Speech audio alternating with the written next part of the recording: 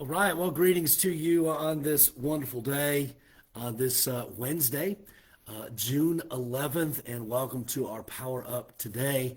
And whatever time of day you're watching, be sure to hit that share button, and so that people that you're connected with can be connected with the scriptures. So hit that share button really quick. As I said, it's Wednesday. We've got just a tremendous day planned here at Calvary Baptist Church. We'll be meeting for services at 6 o'clock, and so I hope that many of you will be able to make it out for those services. We'll continue our discipleship class this Wednesday as well. Kids program will also be taking place, and our teens too. So be sure and be here if you can. All right, hit that share button real quick, and as you or after you hit that share button, join me if you would in Mark chapter number 6. Mark chapter number 6.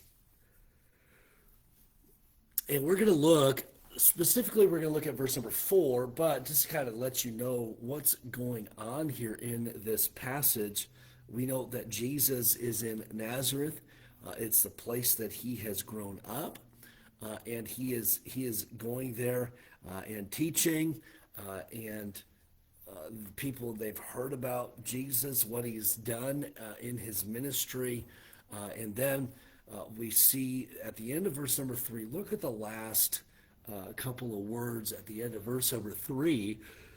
It says, and they were offended at him. They were not happy with what they had heard, what they had seen. They were offended. And here's one of the reasons why. These people, they knew Jesus. Jesus had grown up there. And sometimes the hardest people for us to reach as believers are those that are closest to us. And Jesus says this, and they say, hey, who is this? Is this in verse number 3, I guess, first? They say, is not this the carpenter, the son of Mary, the brother of James and Joseph, and of Judah and Simon? Are not his sisters here with us? Come on, we know the family. And who is this Jesus that he can just come in and say all of this and do all of this? Come on. He's just a carpenter. Jesus says this. But Jesus said unto them, a prophet is not without honor, but in his own country and among his own kin and in his own house. And Jesus here even stating sometimes the people that are closest to us are the hardest to reach. And let me just kind of share with you, I don't say this to discourage you, but I do want to encourage you along these lines as we consider, maybe you've got some family that doesn't know Christ. Maybe it's co-workers that don't know Christ. I don't know. Excuse me. Sorry about that. But here's the challenge for us in regards to reaching people for Christ, especially people that know us and are close to us. I would say maybe two words kind of meaning the same thing: faithfulness to the Lord, and then consistency, living consistently in front of your unsaved family, unsaved friends, unsaved coworkers. Living consistently for Jesus Christ is paramount. Living faithfully, being faithful to the Lord is paramount. And what people need to see is your faithfulness and your consistency. It's kind of like this.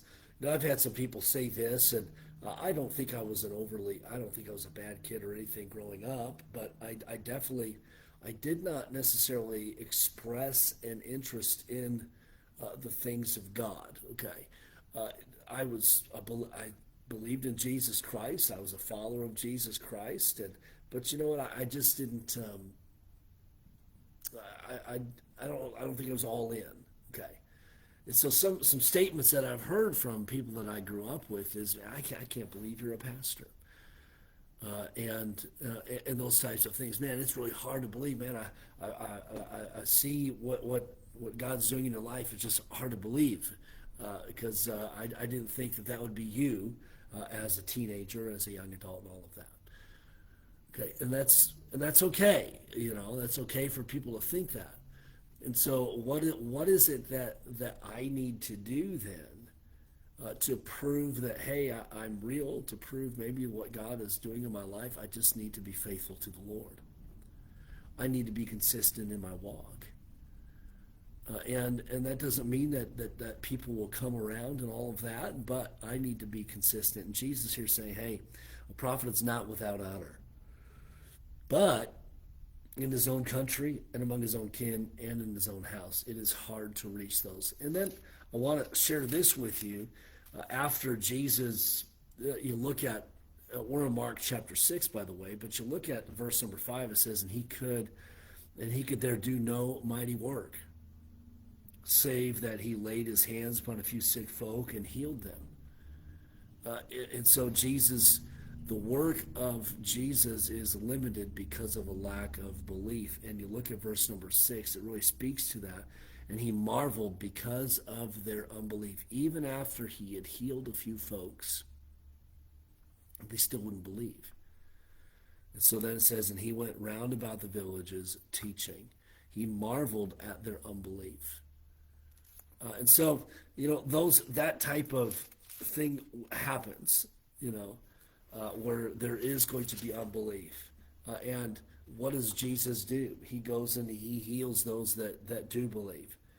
It says he places hands upon a few sick folk. We find often in Jesus' ministry that he heals those that believe. We find that oftentimes, those that believe in him, and he heals them. And here it says there were a few sick folk, and he healed them. And so there were some that believed who Jesus was, but not many. And what do we find Jesus doing? He marvels at their unbelief, and he still goes around teaching. And so let me just say this. Don't give up on your family. Maybe you got saved later in life, and you've got family, you've got friends, and they think you're crazy because you're following Jesus Christ. They think there's something wrong with you. Can I say this? Just remain faithful. Just remain consistent. What would thrill the unbelieving family more is to see you fall away maybe from your faith. And really, they just want to know, hey, is what's going on in your life, is it real? Let's be real. Let's be faithful. Let's be consistent. Jesus says, hey, a prophet is not without honor, but in his own country, among his own kin, and in his own house. It's hard. Sometimes it's hard to reach the people that are closest to you. Hey, don't give up. You remain faithful. You remain consistent. Can I say, hey, let's be prayed up. Let's continue to pray. And let's let God continue to work. Okay, that's where we're going to end for the day. Our verse for the day, Mark chapter 6 and verse number 4. I would encourage you to read verses 1 through 6. That'll kind of give you the whole snippet there. So that's Mark chapter 6, verses 1 through 6, focusing on verse number 4. All right. Thank you so much for being on this morning for our devotional. Brian and Cindy, good morning to you guys. Becky, good morning to you. Thank you for watching. Ingrid, good morning to you. Love you. Hope you have a great day. David and Claudia, good morning. Have a wonderful day yourselves. Karen, good morning to you. Hope that you're doing well. Charlie and Marcia, good morning. Dennis and Geraldine, good morning. And Paula Hill, thank you so much for watching. And Pat Young, good morning to you as well. Hope things are going well for you in Florida. Have a great day, everybody. Lord willing, we'll see some of you tonight. And then also we'll see, hopefully, most of you again tomorrow morning for our next Power Up. All right? Lord bless you guys. Have a great day. We'll touch base again tomorrow morning.